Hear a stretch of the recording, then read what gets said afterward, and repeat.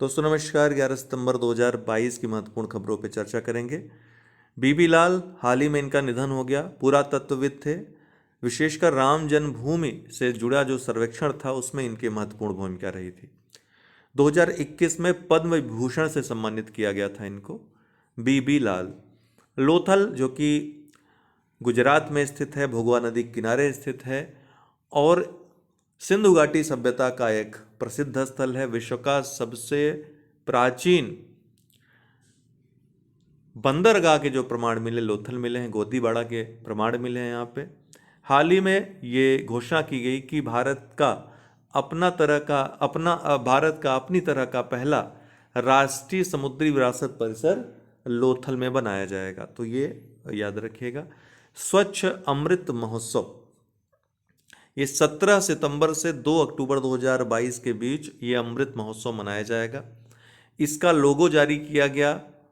क्या लोगो है? स्वच्छ अमृत महोत्सव, एक और कदम स्वच्छता की ओर। ये लोगों के बारे में पूछ सकता है और डेट पूछ सकता है। तो 17 सितंबर जो कि सेवा दिवस के रूप में मनाया जाता है, नरेंद्र मोदी का जन्मदिन होता है, प्रधानमंत्री महोदय का। और 2 अक्टूबर आपको पता है कि गांधी जयंती होती है, तो इसके बीच का जो समय है स्वच्छ अमृत महोत्सव के रूप में मनाया जाएगा। क्या है? एक और कदम स्वच्छता की ओर। अब यहाँ पे पूछ सकता है एक कदम स्वच्छता की ओर, 2 कदम स्वच्छता की ओर, ठीक, एक और कदम स्वच्छता की ओर, तो यही वाला सही होगा। न्यायाधीश कमल नारायण सिंह ये भारत के 22वें मुख्य न्यायाधीश थे। 1991 में बने थे और अभी तक के सबसे कम अवधि के ये सीजेआई रहे हैं, चीफ जस्टिस ऑफ इंडिया रहे हैं, मात्र 18 दिन के लिए। हाल ही में इनका निधन हो गया। नोट करने वाली बात है कि भारत के जो 16वें चीफ जस्टिस ऑफ इंडिया थे, YV चंद्रचूड़, उनका आज तक का सबसे लंबा कार्यकाल रहा है। सबसे लंबी अवधि तक जो सीजेआई रहे हैं वो YV चंद्रचूड़ रहे हैं, जिनके की बेटे भारत के 50वें सीजेआई होंगे, DY चंद्रचूड़। तो उनका भी लंबा कार्यकाल रहेगा थोड़ा, क्योंकि यंग एज है। इसके पहले हाई कोर्ट जो इलाहाबाद है उत्तर प्रदेश में, वो चीफ जस्टिस रहे थे। इसके बाद वो मुख्य न्यायाधीश हो गए सुप्रीम कोर्ट में, और अब UU ललित के बाद उनका नंबर है मुख्य न्यायाधीश बनने का। तो इन्हीं के पिताजी थे CJI YV चंद्रचूड़, 16वें मुख्य न्यायाधीश थे भारत के, और अब तक का सबसे लंबा कार्यकाल इनका रहा है 7 वर्ष 4 माह 20 दिन का। और भारत के पहले CJI कौन थे? हीरालाल जे कानिया। किरीट पारिख समिति, ये समिति हाल ही में बनाई गई है पेट्रोलियम और गैस, प्राकृतिक गैस मंत्रालय के द्वारा। क्यों बनाई गई है? वर्तमान गैस मूल्य निर्धारण जो फार्मूला है उसकी समीक्षा के लिए। जेंडर स्नैपशॉट 2022 ये रिपोर्ट जारी हुई है।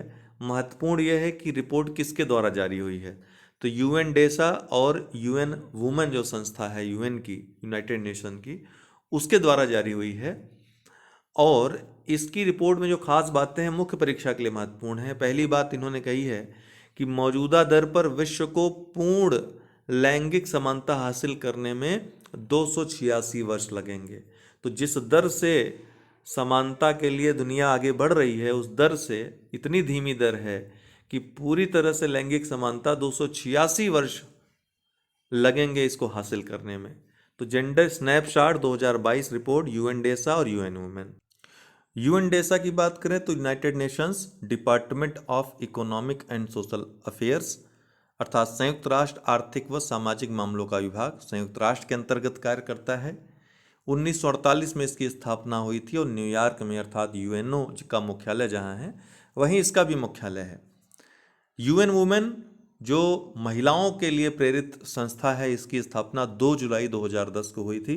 इसका भी हेडक्वार्टर न्यूयॉर्क में ही है। मजमा उल बहरीन ये दारा शिकोह की रचना है, जो कि औरंगजेब का भाई था, शाहजहां का पुत्र था।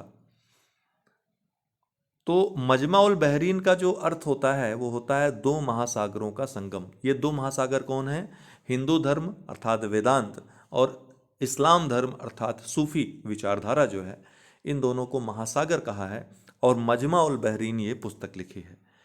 इसका अरबी अनुवाद हाल ही में किया गया है और इस अरबी अनुवाद का जो अरबी संस्करण है, इसका विमोचन स्वयं उपराष्ट्रपति जगदीप धनखड़ द्वारा किया गया है। तो इसलिए महत्वपूर्ण है, पूछ सकता है मजमा उल बहरीन किसने लिखी। हिंदू और इस्लाम धर्म के बीच जो समानताएं हैं उनको सूचीबद्ध किया गया है इस पुस्तक में दारा शिकोह के द्वारा। तो आज के लिए इतना ही। बहुत बहुत धन्यवाद। पीडीएफ प्राप्त कर सकते हैं, नीचे डिस्क्रिप्शन बॉक्स में लिंक दिया हुआ है।